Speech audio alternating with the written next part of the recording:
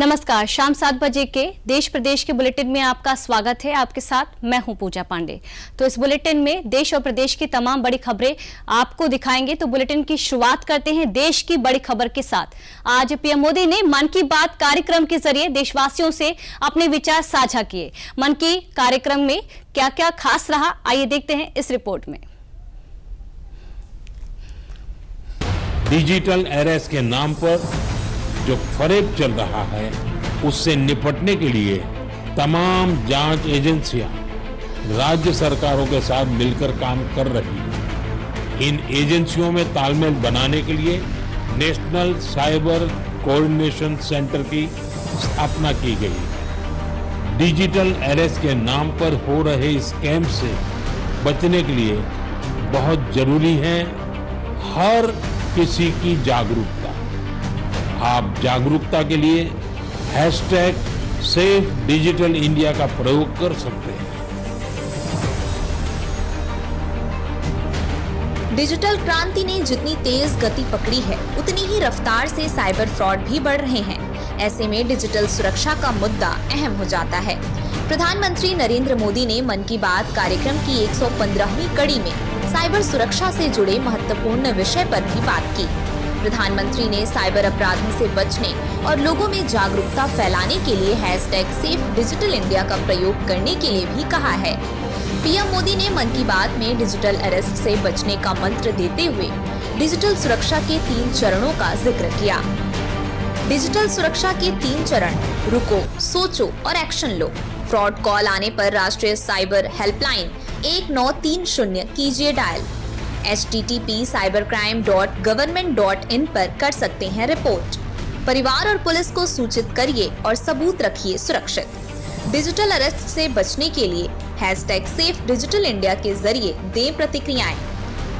प्रधानमंत्री नरेंद्र मोदी ने मन की बात कार्यक्रम के 115वें एपिसोड में महापुरुषों को भी याद किया। उन्होंने कहा कि 2 महापुरुषों की 150वीं जयंती आ रही है। 31 अक्टूबर से सरदार पटेल की 150वीं जन्म जयंती का वर्ष शुरू होगा। इसके बाद 15 नवंबर से भगवान बिरसा मुंडा का 150वां जन्म जयंती वर्ष शुरू होगा। मैं आप सभी से आग्रह करूंगा कि आप इस अभियान का हिस्सा बने।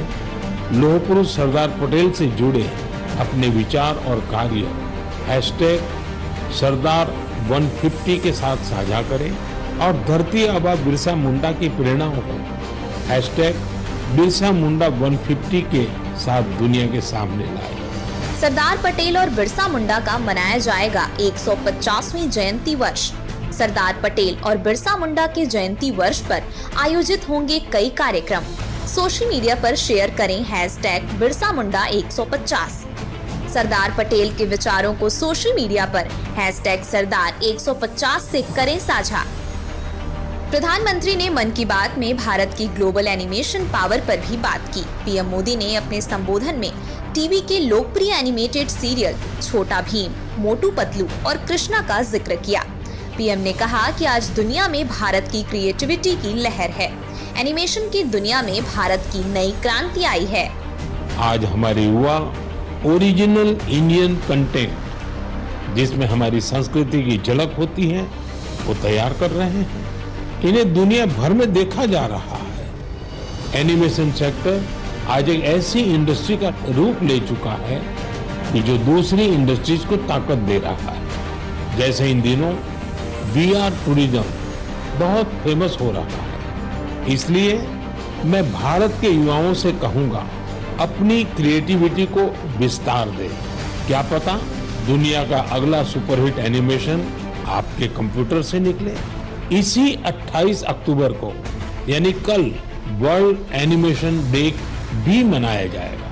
आइए हम भारत को ग्लोबल एनिमेशन पावर हाउस बनाने का संकल्प लें। एनिमेशन सेक्टर अगला भविष्य। पीएम मोदी। नवाचार हासिल कर रहा है नया मुकाम। एनिमेशन क्षेत्र में हो रहा है तेजी से विस्तार। भारतीय गेम दुनिया भर में हो रहे पॉपुलर। भारत को बनाए global animation power house. PM Modi. इसी के साथ प्रधानमंत्री नरेंद्र मोदी ने मन की बात की 115वीं कड़ी में दिवाली पर स्थानीय लोगों से सामान खरीदने की भी अपील की। पीएम ने इसी के साथ दिवाली की शुभकामनाएं देते हुए आम लोगों को सलाह दी कि वो कोई भी खरीदारी स्थानीय लोगों से ही करें और मेक इन इंडिया को बढ़ावा दें।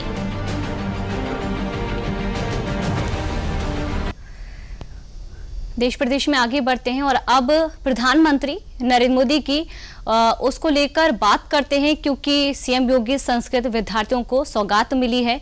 और अब प्रधानमंत्री नरेंद्र मोदी की मन की बात कार्यक्रम की खबर के बाद अब देखते हैं प्रदेश की एक बड़ी खबर। मुख्यमंत्री योगी आदित्यनाथ ने आज अपने वाराणसी दौरे के दौरान संपूर्णानंद विश्वविद्यालय में आयोजित कार्यक्रम में प्रदेश भर के करीब 70,000 संस्कृत छात्रों के लिए छात्रवृत्ति योजना का शुभारंभ किया है। देखते हैं इस रिपोर्ट में। वाराणसी के संपूर्णानंद विश्वविद्यालय में आयोजित कार्यक्रम के दौरान मुख्यमंत्री योगी आदित्यनाथ ने प्रदेश भर के करीब 70,000 संस्कृत छात्रों के लिए छात्रवृत्ति योजना की शुरुआत की। इस अवसर पर उन्होंने मंच पर 12 छात्रों को डेमो चेक देकर योजना का शुभारंभ किया। मुख्यमंत्री ने कार्यक्रम को संबोधित करते हुए कहा कि डबल इंजन की भाजपा सरकार संस्कृत एवं संस्कृति के संवर्धन के लिए प्रतिबद्ध है। संस्कृत के साथ जुड़ने वाले हर छात्र को ये स्कॉलरशिप मिलनी चाहिए और आज जिस स्कॉलरशिप को हम लोगों ने वितरण कार्य प्रारंभ किया है, ये मेरा सौभाग्य है कि दीपावली के पहले यह अवसर प्राप्त हो रहा है हमें। दीपावली के ठीक पहले यानी कल तक इन 69,195 छात्रों के अकाउंट में ये धनराशि उनके अकाउंट में कल पहुंच जाएगी। सीएम योगी ने कहा, संस्कृत एवं संस्कृति के संवर्धन के लिए प्रतिबद्ध डबल इंजन की सरकार। सीएम योगी ने कहा, गरीब व वंचित छात्रों को छात्रवृत्ति मिलनी चाहिए। सीएम योगी ने कहा, संस्कृत के साथ जुड़ने वाले हर छात्र को छात्रवृत्ति मिलनी चाहिए। सीएम योगी ने कहा, 69,195 छात्रों के अकाउंट में छात्रवृत्ति कल पहुंच जाएगी। मुख्यमंत्री ने कहा कि वित्तीय वर्ष 2024-25 में संशोधित संस्कृत छात्रवृत्ति योजना को पूर्व की भांति ऑफलाइन संचालित किया जाएगा। वित्तीय वर्ष 2025-26 से ऑनलाइन व्यवस्था लागू की जाएगी। भुगतान वर्ष में 2 बार किया जाएगा। उन्होंने कहा कि संस्कृत परिषद को मान्यता तब मिल पाई जब हम लोगों की सरकार वर्ष 2017 में आई। अपनी एक लंबी यात्रा इस संस्कृत संस्थान ने आगे लेकर के चला है, बढ़ा है, गौरवशाली परंपरा के साथ आगे बढ़ा है। लेकिन संस्कृत परिषद को मान्यता तब मिल पाई जब हम लोगों की सरकार 2017 में आई और आज उत्तर प्रदेश संस्कृत परिषद को भी मान्यता है। भारतीय संस्कृति को आगे बढ़ाना शासन का दायित्व तो होना चाहिए। विगत वर्षों में संस्कृत भाषा और उसके शिक्षण संस्थाओं और छात्रों की उपेक्षा की गई। संस्कृत परिषद को मान्यता तब मिली जब भाजपा सरकार वर्ष 2017 में आई। बैंक खातों में छात्रवृत्ति की धनराशि डिजिटली ट्रांसफर होने पर मौके पर मौजूद छात्रों के चेहरे खुशी से खिल उठे। बता दें कि प्रदेश सरकार ने 23 साल के बाद संस्कृत छात्रवृत्ति योजना में संशोधन किया है। दरों में बढ़ोतरी की गई है। संस्कृत पर शोध करने वालों के लिए भी सरकार अच्छी स्कॉलरशिप की घोषणा करेगी।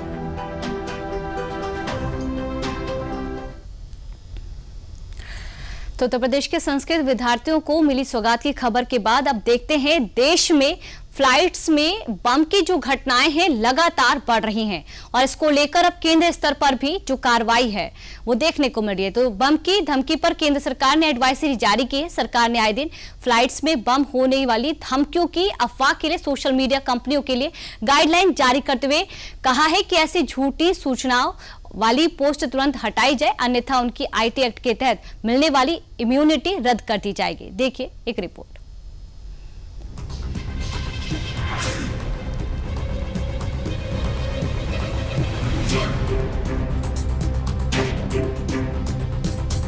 इंडियन एयरलाइंस की 33 फ्लाइट्स में शनिवार को बम होने की धमकी मिली है।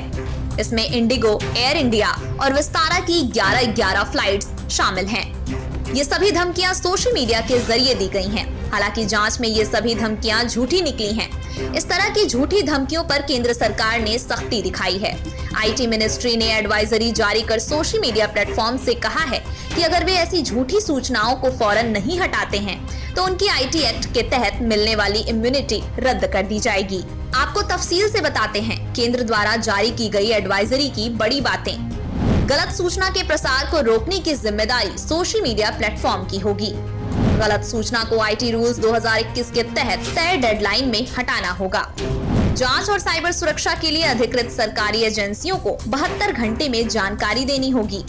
यूजर्स को ऐसी जानकारी शेयर करने से रोकना होगा। अगर सोशल मीडिया प्लेटफॉर्म ऐसा नहीं करते हैं तो उन पर आईटी एक्ट की धारा 79 के तहत उनकी इम्यूनिटी रद्द होगी। अगर ऑनलाइन प्लेटफॉर्म लापरवाही करते हैं तो उन पर भारतीय न्याय संहिता 2023 यानी बीएनएस के तहत कार्रवाई होगी।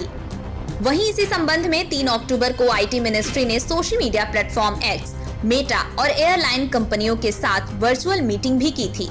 इन धमकियों की वजह से एयरलाइन कंपनियां बुरी तरह प्रभावित हुईं। कहते हैं कि झूठ के पांव नहीं होते, लेकिन वो चंद घंटों में पहुंच जाता है। वही अफवाहें कुछ मिनटों में उड़कर अपना खेल खेल जाती है। इस एडवाइजरी के बाद उम्मीद है कि अफवाहों के इस बाजार पर अंकुश लग सकेगा।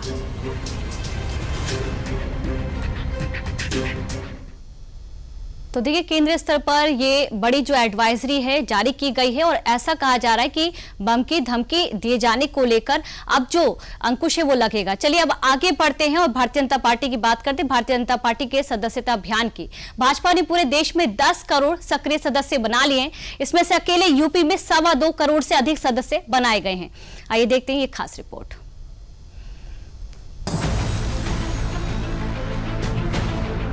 भारतीय जनता पार्टी के पूरे देश में 10 करोड़ सदस्य बन गए हैं। इसमें यूपी ने सबसे ज्यादा सदस्य बनाने का रिकॉर्ड कायम किया है।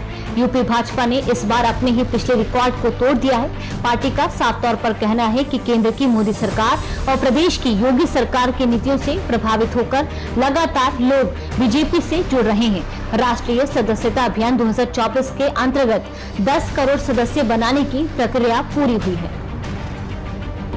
भारतीय जनता पार्टी 10 करोड़ सदस्यों के साथ विश्व की सबसे बड़ी पार्टी बनी है और इस विश्व की सबसे बड़ी पार्टी के विश्व के सबसे चहेते लोकप्रिय नेता नरेंद्र मोदी जी के प्रति लोगों ने विश्वास व्यक्त किया है। मुझे प्रसन्नता है कि आज हमारे एक भारत और श्रेष्ठ भारत के संकल्प में लोग हर तरफ से, हर राज्य से जुड़ रहे हैं और उसमें भी उत्तर प्रदेश में 2.25 करोड़ से ज्यादा हमारे पार्टी के साथ लोगों ने सदस्यता ली है। यूपी बीजेपी ने साल 2019 में अपने सदस्य बनाने के पिछले रिकॉर्ड को ही तोड़ दिया है। यूपी में अब तक 2.25 करोड़ सदस्य बन चुके हैं। आपको बताते हैं यूपी में किस क्षेत्र में ज्यादा रही भाजपा की सदस्यता हासिल करने वालों की संख्या। उत्तर प्रदेश ने सदस्यता अभियान में बनाया रिकॉर्ड। पिछली बार सदस्यों की संख्या थी 1 करोड़ 83 लाख। इस बार यूपी में अब तक भाजपा के बन चुके हैं 2.25 करोड़ सदस्य। इस बार पश्चिमी क्षेत्र में लगभग 40 लाख सदस्य बने हैं। अवध क्षेत्र में लगभग 38 लाख रहा सदस्यों का आंकड़ा। अवध क्षेत्र में आने वाले 15 जिलों में राजधानी लखनऊ महानगर में बने सबसे अधिक सदस्य। लखनऊ महानगर में बनने वाले करीब 5.5 लाख रही सदस्यों की संख्या। भाजपा के सदस्यता अभियान के साथ ही चल रहे पार्टी पदाधिकारियों, कार्यकर्ताओं और जनप्रतिनिधियों का सक्रिय सदस्यता का नवीकरण भी किया जा रहा है। यह अभियान 31 अक्टूबर तक चलेगा।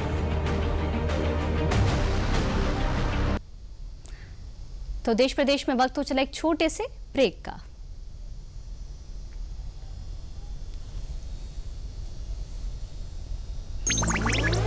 डिजिटल बैंकिंग का है जमाना, टाइम है बचाना।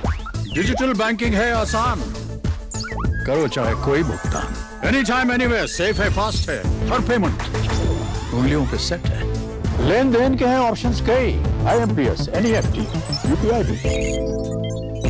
24 घंटे करते ये काम, पेमेंट आसान और रहे आराम। RBI कहता है जानकार बनिए, सतर्क रहिए।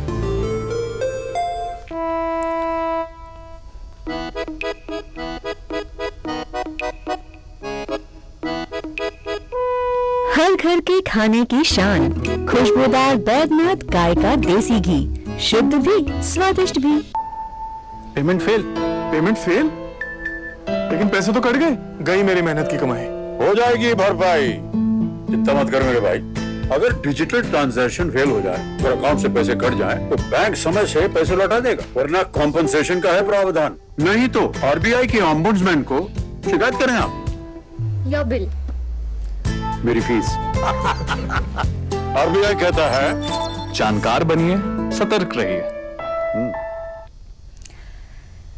ब्रेक के बाद एक बार फिर आप सभी का देश प्रदेश में स्वागत है। तो ब्रेक से पहले हमने आपको बताया कि यूपी में भारतीय जनता पार्टी के सदस्यता अभियान को किस तरह से जो सफलता है वो हाथ लग रही है। और अब बात करते हैं महाराष्ट्र की। महाराष्ट्र विधानसभा चुनाव में चल रही सियासी उठापटक की, जहां कांग्रेस मुश्किलें बढ़ती नजर आ रही। कांग्रेस नेता सचिन सावंत ने कांग्रेस की उम्मीदवारी को ठुकरा दिया है। आइए देखते हैं पूरी रिपोर्ट।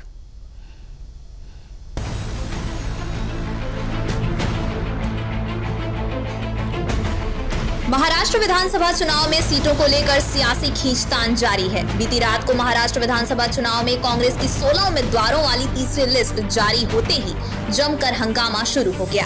कांग्रेस नेता सचिन सावंत ने पार्टी से बगावत करते हुए अंधेरी पश्चिम से कांग्रेस के उम्मीदवार को ठुकरा दिया। मैंने मांगा था जहां मैंने काम किया था बांद्रा पूर्व में, वही मुझे सीट मिलने की मेरी आकांक्षा थी, लेकिन अंधेरी पूर्व में, अंधेरी पश्चिम में मैंने मांगा भी नहीं था। लेकिन पार्टी ने ये जो निर्णय लिया था, तो इसको मैं समझता हूँ, मैं विनम्रतापूर्व उनको मैंने विनती की है कि मैं यहाँ से लड़ना नहीं चाहता, और उनके ऊपर पार्टी हाईकमांड के ऊपर ये निर्णय छोड़ा है। और निश्चित तौर पर वहाँ के जो लोग हैं उनमें से किसी को मिल जाए, ऐसी मेरी अपेक्षा है। दरअसल कांग्रेस नेता सचिन सावंत ने जैसे ही कांग्रेस की तीसरी लिस्ट देखी तो उनकी आंखें फटी रह गईं। पार्टी ने सचिन सावंत को अंधेरी पश्चिम से टिकट दे दिया, जबकि वो बांद्रा पूर्व विधानसभा से टिकट की मांग कर रहे थे। चुनाव से ठीक पहले इन सब उठापटक से कांग्रेस पार्टी के अंदर ही नाराजगी देखने को मिल रही है। नाराजगी नहीं है, नाराजगी नहीं। मैं पार्टी का एक बहुत ही निष्ठावंत कार्यकर्ता हूँ, और जहाँ मैंने काम किया था वही अगर मैं चुनाव लड़ूं तो ज्यादा बेहतर होगा, ऐसी मेरी धारणा है। कांग्रेस नेता सचिन सावंत बांद्रा पूर्व टिकट की मांग कर रहे थे। कांग्रेस ने सचिन सावंत को अंधेरी पश्चिम से टिकट दे दिया। बांद्रा पूर्व से टिकट न मिलने पर नाराज हुए कांग्रेस नेता। बांद्रा पूर्व की सीट से आसिफ जकारिया को टिकट मिला। वहीं इस बीच कांग्रेस नेता सचिन सावंत अपने बयानों में कह रहे हैं कि वे पार्टी से नाराज नहीं हैं, लेकिन इन बीच उन्होंने महाराष्ट्र कांग्रेस प्रभारी रमेश चेन्नीतला से पार्टी के फैसले को बदलने का अनुरोध किया है। सचिन सावंत ने कांग्रेस पार्टी से फैसला बदलने को कहा। महाराष्ट्र कांग्रेस प्रभारी से फैसले को बदलने का अनुरोध किया। कांग्रेस ने अब तक कुल 87 उम्मीदवारों के नामों का ऐलान कर दिया है। वहीं महाराष्ट्र चुनाव में सीटों की खींचतान के बीच समाजवादी पार्टी महाराष्ट्र के जिस मालेगांव मध्य सीट पर अपना दावा ठोक रही थी, बीती रात उसका ये भी सपना चकनाचूर हो गया। दरअसल कांग्रेस ने 16 उम्मीदवारों की अपनी तीसरे लिस्ट में मालेगांव मध्य से एजाज बेग को अपना उम्मीदवार घोषित कर यूपी उपचुनाव में सपा से पटखनी का बदला महाराष्ट्र में कांग्रेस ने ले लिया है। इसी बीच सपा प्रमुख अखिलेश यादव राजनीति में त्याग न करने की बात कह रहे हैं। देखिए, समाजवादी पार्टी के प्रदेश अध्यक्ष तय करेंगे जहां संगठन होगा, और पहले कोशिश करेंगे कि हम लोग गठबंधन में रहें। अगर वो गठबंधन में नहीं रखना चाहते हैं तो वहीं पर लड़ेंगे जहां पर हमारी पार्टी को वोट मिलेगा, या संगठन है जो पहले से काम करते हैं वहीं पर लड़ेंगे, जिससे कि गठबंधन का नुकसान नहीं हो। लेकिन राजनीति में ये समझना चाहिए, त्याग की कोई जगह नहीं है। महाराष्ट्र में सियासी उठापटक के बीच महायुति ने अब तक अपने 212 उम्मीदवारों के नाम की घोषणा कर दी है, और महाविकास अघाड़ी ने 237 उम्मीदवारों के नाम की घोषणा कर दी है। तो देखिए, महाराष्ट्र में कांग्रेस की जो मुश्किलें हैं बढ़ती हुई तो नजर आ रही है। इसकी रणनीति क्या होगी आगे देखने वाली बात होगी। अब बात करते प्रदेश में गोरख धंधे की, जहां पुलिस प्रशासन एक्शन मोड में है, मिलावट के इस खेल का भंडाफोड़ भी कर रही है। देखिए रिपोर्ट।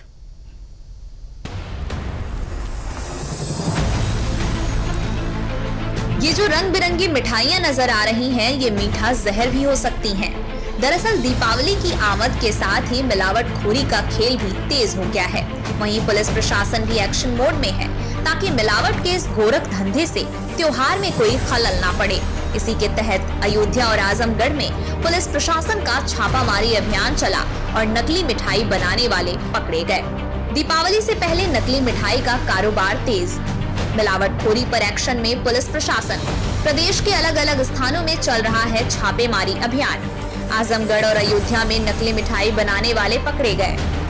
मिलावटी खोआ और मिठाइयां तैयार करने में 14 लोगों की गिरफ्तारी।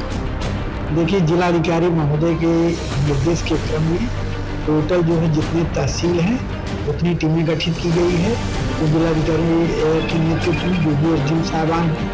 दूसरा जो है एक टीम हमारे जो है निर्देशन में है जो पूरे जनपद में कार्रवाई करेगी। उसी के क्रम में कल हम लोगों ने पहला जो अभियान था, जो है अभियान के दिन लगभग टोटल 5,86,000 का हमने मस्टर्ड ऑयल सीज किया है, जो आपका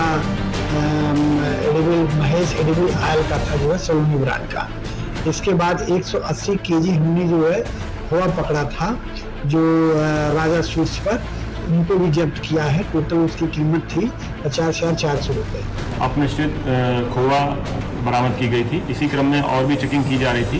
खाद्य विभाग के साथ पुलिस विभाग ने दबिश दी। मुखबिरी की सूचना पर हम लोगों ने थाना निजामाबाद से और थाना तैयबपुर से कुल 100 क्विंटल कल रात्रि में अपमिश्रित खोआ मिठाई जो बनी हुई थी, उसके साथ जो उसके रॉ मटेरियल थे चीनी, मावा, सूजी बरामद की है। थाना निजामाबाद से 4 अभियुक्तों को इसमें गिरफ्तार किया गया है। तैयबपुर से लगभग 10 अभियुक्तों को इसमें गिरफ्तार किया गया है। खाद्य सुरक्षा विभाग प्रदेश के अलग अलग स्थानों में छापेमारी कर रहा है। अयोध्या और आजमगढ़ में खाद्य सुरक्षा विभाग ने पुलिस के साथ मिलकर अलग अलग स्थानों पर छापेमारी कर नकली मिठाई और खोया बरामद किया। अयोध्या और आजमगढ़ में खाद्य विभाग ने मारा छापा। अयोध्या में छापा मारकर 180 किलो मिलावटी खोया किया जब्त। अयोध्या में छापेमारी कर 142 टीन मिलावटी छेने की मिठाई की सीज। छापेमारी के दौरान 586 लीटर मिलावटी सरसों का तेल भी जब्त। आजमगढ़ में छापेमारी में 160 कुंतल से अधिक नकली मिठाइयां जब्त। नकली मिठाई बनाने में हानिकारक रसायनों का किया जा रहा था इस्तेमाल। मिलावटखोर इन मिलावटी मिठाइयों को छोटे दुकानदारों को 120 से 130 रुपए प्रति किलो के हिसाब से बेच देते थे, जबकि छोटे दुकानदार 300 से लेकर 400 रुपए के हिसाब से इन मिठाइयों को बेचा करते थे।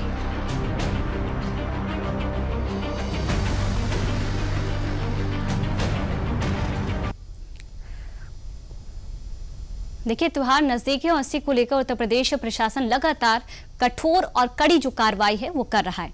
देश प्रदेश में वक्त हो चला एक और छोटे से ब्रेक का।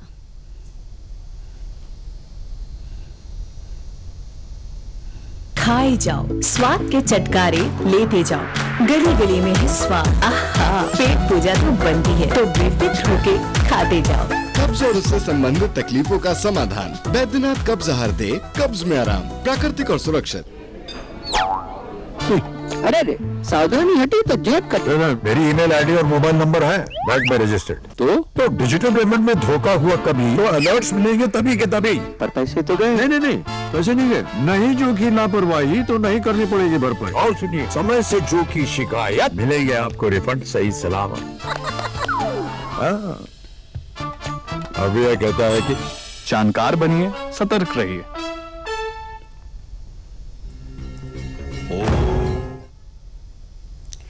ब्रेक के बाद देश प्रदेश में एक बार फिर आप सभी का स्वागत है। बात करते जम्मू कश्मीर की। जम्मू कश्मीर में सरकार बनाने के बाद से इसे पूर्ण राज्य का दर्जा दिलाने की कोशिश में लगे सीएम उमर अब्दुल्ला को सफलता दिख रही है। जी हां, अब जम्मू कश्मीर को केंद्र सरकार में शीर्ष स्तर पर पूर्ण राज्य का दर्जा देने पर सहमति मिल गई है। देखिए रिपोर्ट।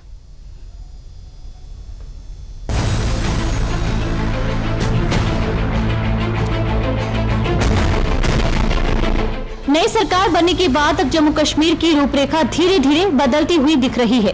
जी हां, जम्मू कश्मीर की सत्ता अपने हाथों में लेने के बाद उमर अब्दुल्ला ने पहली कैबिनेट मीटिंग से ही जम्मू कश्मीर को पूर्ण राज्य का दर्जा दिलाने की कवायद शुरू कर दी थी, जिसके लिए उन्होंने पीएम मोदी और केंद्रीय गृह मंत्री अमित शाह से मुलाकात भी की थी। अब जम्मू कश्मीर को केंद्र सरकार में शीर्ष स्तर पर पूर्ण राज्य का दर्जा देने पर सहमति मिल गई है। नवंबर के आखिरी सप्ताह में संसद का शीतकालीन सत्र होना है, जिसमें जल्द ही इससे जुड़ा हुआ प्रस्ताव लाया जाएगा। केंद्र सरकार में शीर्ष स्तर पर जम्मू कश्मीर को पूर्ण राज्य का दर्जा देने पर सहमति बनी है। उमर अब्दुल्ला ने कैबिनेट की पहली बैठक में दिया था राज्य का दर्जा बहाल करने का प्रस्ताव। सीएम उमर अब्दुल्ला ने हाल ही में पीएम मोदी और केंद्रीय गृह मंत्री अमित शाह से भी मुलाकात की थी। संसद के शीतकालीन सत्र में इससे जुड़ा लाया जाएगा प्रस्ताव। नवंबर के आखिरी सप्ताह में होगा संसद का शीतकालीन सत्र। हालांकि सरकार द्वारा जब जम्मू कश्मीर में साल 2019 में अनुच्छेद 370 और 35 से हटाया जा रहा था तो उस समय ही राज्य के हालात सामान्य होने पर पूर्ण राज्य का दर्जा बहाल करने का भरोसा दिया गया था। लेकिन जब सितंबर साल 2024 में पहली बार विधानसभा चुनाव हुआ जिसमें नेशनल कॉन्फ्रेंस पार्टी के उमर अब्दुल्ला की सरकार बनी तो उन्होंने पीएम मोदी और केंद्रीय गृह मंत्री अमित शाह से मुलाकात की और जम्मू कश्मीर को पूर्ण राज्य का दर्जा दिलाने की बात भी की, जिसे रविवार को केंद्र सरकार में शीर्ष स्तर पर पूर्ण राज्य का दर्जा देने पर सहमति मिल गई है। तो देखना होगा कि जम्मू कश्मीर में आगामी दिनों में और कुछ जो तस्वीरें हैं वो देखने को मिलेगी। देश प्रदेश में वक्त हो चला एक और छोटे से ब्रेक का।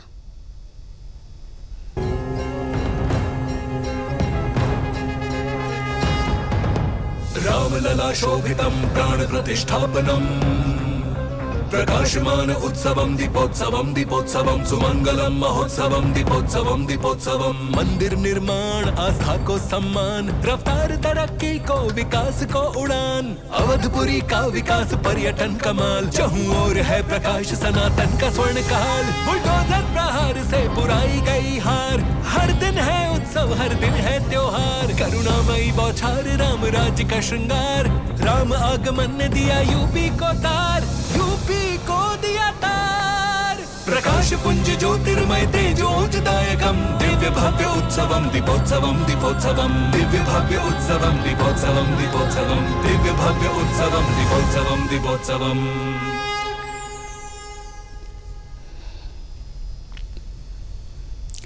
देश प्रदेश में एक बार फिर आप सभी का स्वागत है। देखिए, आगामी जो त्योहार है वो सामने आ रहे, चाहे दीपावली की बात करें या छठ पूजा की, जिसको लेकर जो जनता है, जो लोग हैं, वो एक स्थान से दूसरे स्थान पर जाते हैं। अब इसको लेकर रेलवे ने भी खास तैयारियां की हैं। देखिए इस खास रिपोर्ट में।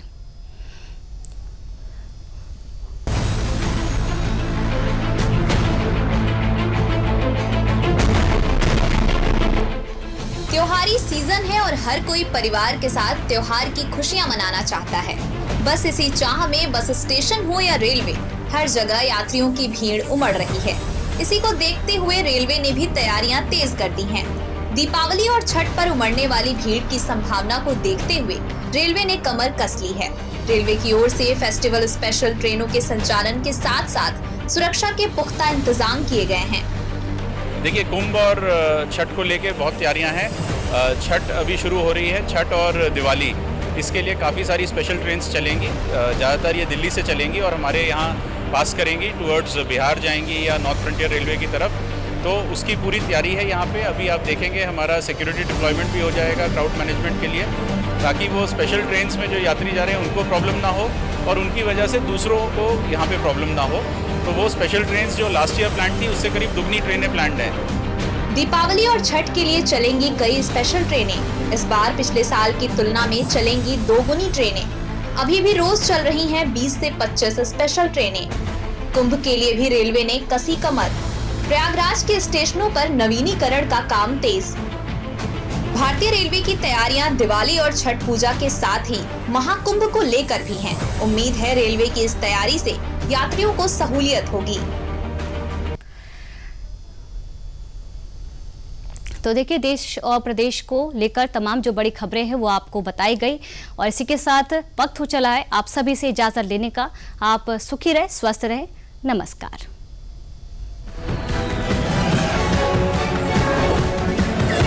Thank you.